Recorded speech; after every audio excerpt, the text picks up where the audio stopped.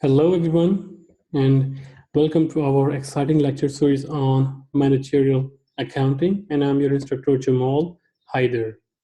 So, we were discussing the ABC, activity-based costing.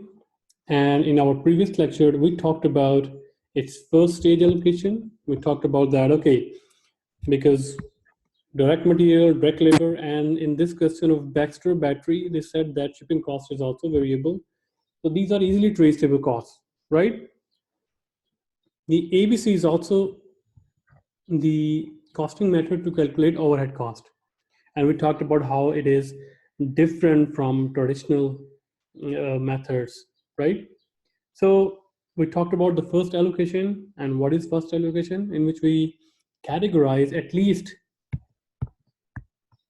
the cost drivers into 5 activities, and one activity is grouped into customer orders, design changes, order size, customer relation, and others, right?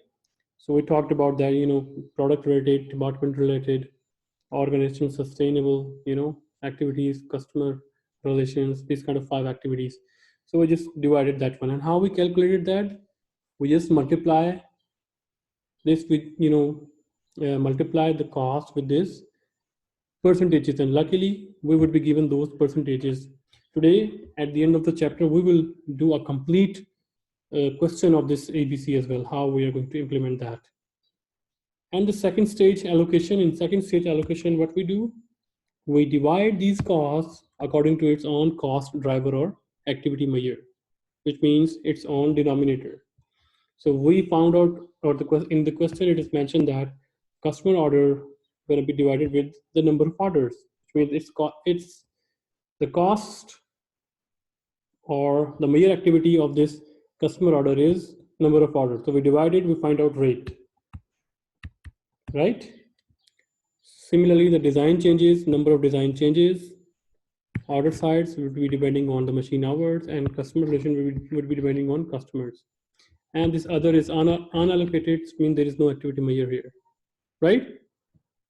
And then we are going to allow these allow these rates to the respective measures, whether we want to find out a product related margin, company related margin, or whatsoever. So our today's agenda is that we will be continuing our previous Baxter battery example. So in which we talked about it's Sir, we cannot hear you. It's happened like before.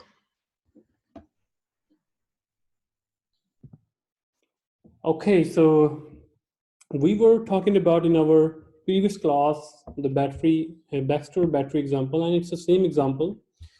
So we already have given, I have just copy pasted its income statement. So we have sales, cost of goods sold, its gross margin, and its selling and administrative expenses, and we have a net loss of 2 million. So through first stage allocation and second stage allocation, we find out that the activities, the ABC activities, we have divided customer order, design changes, order size, customer relation, and others. Their activity rates are based on activity measures, and these are their activity rates. This work we already, finished in our previous class. So today we'll also continue the example of the same one of the customers of Baxter battery system, Acme Auto Parts. So they gave 8 orders of 2 models of their batteries, short start and long life. So 8 orders for short start, 4 orders for long life. And the other data is that the machine hours, needed to complete the short start 288 and 164 long life, right? Okay, so our today's agenda is that we will be using the activity based costing to find out customer and product margin, right? So this is our today's agenda. It's too much noise. Let me just turn off that fan. Okay, let's see that. So One of the purpose of ABC is also to produce the management report, and one of the management report basic, purpose is to find out the product margin or customer margin.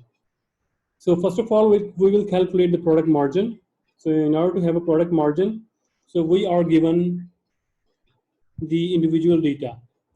So we have Baxter battery system. They are producing 2 batteries, and each of sales are given. So the total sales are 50 million, in which 31.3 million are from short start and 18.7 million from long life.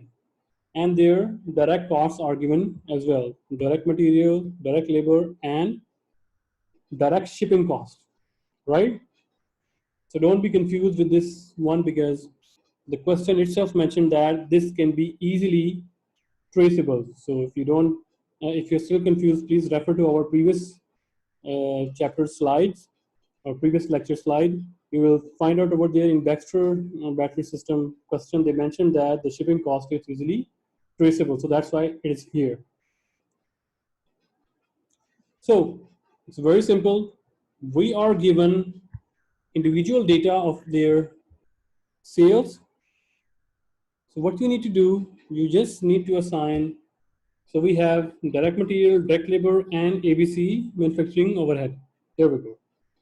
So on each battery system, we will be using order size, design changes, and customer orders, because others, like customer relation, it belongs to organizational sustaining activity, and it belongs to the total, not just individual products.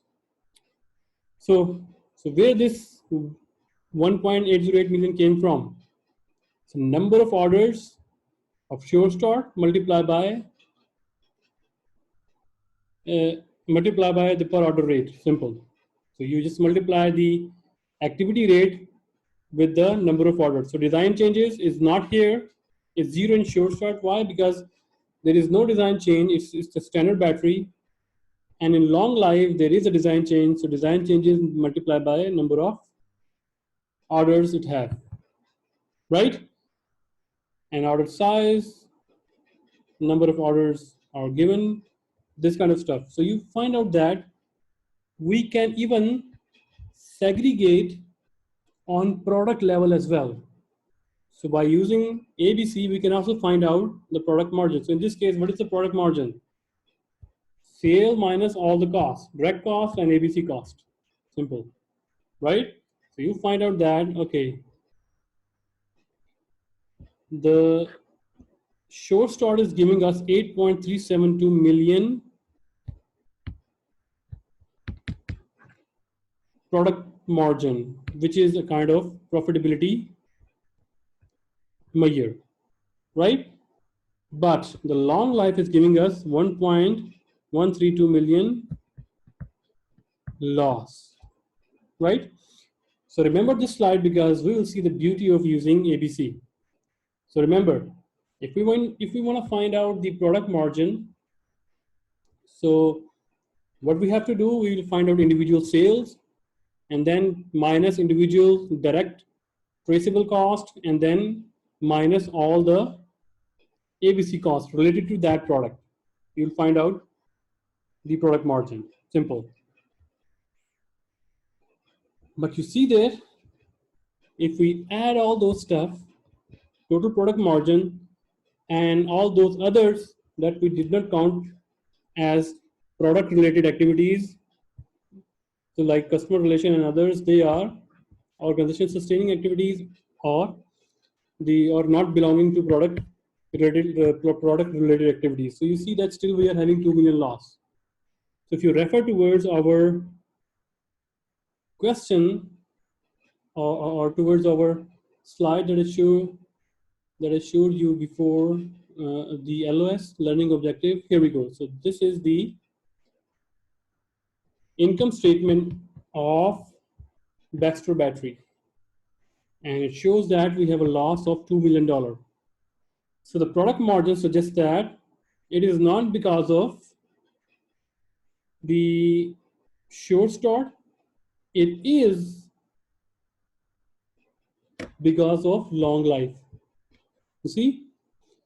So through product margin, we can also find out that which product is profitable for us, or which product is giving us a loss, right?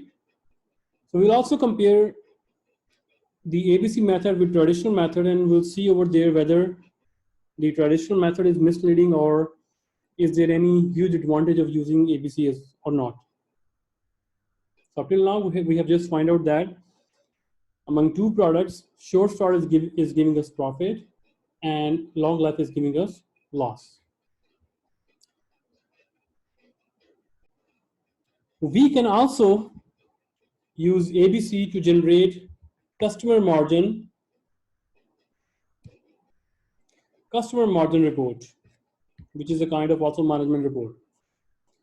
So in order to find out what's going on, so we continue the same example of Acme Auto Parts, which I show you before the start of this learning objective. Let me refer over there. So here we go. So the Baxter battery system, they have 2,000 customers, and one of them is Acme Auto Parts, who placed orders. He placed 8 orders of short start and 4 orders of long life batteries, right? And each order contains at least 60 batteries. And in order to complete the orders, there were 480 short start items took 288 machine hours.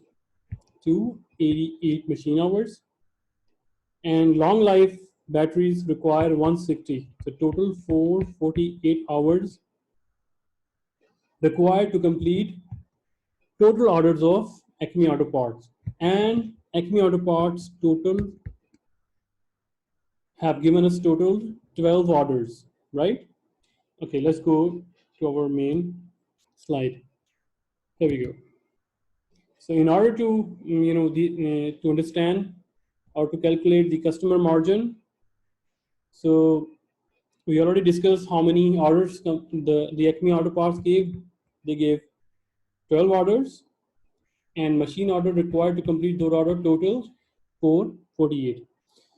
So the individual data, sale related data, and their direct cost is already given. Why it is given? Because it is easily traceable. So no judgment or nothing predetermining or forecasting is required. So it's easy to find out.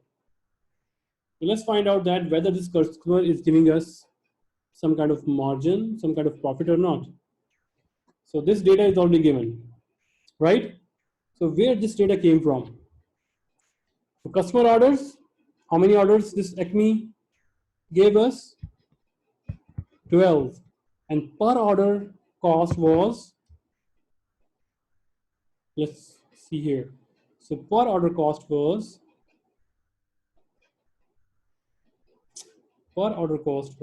here we go.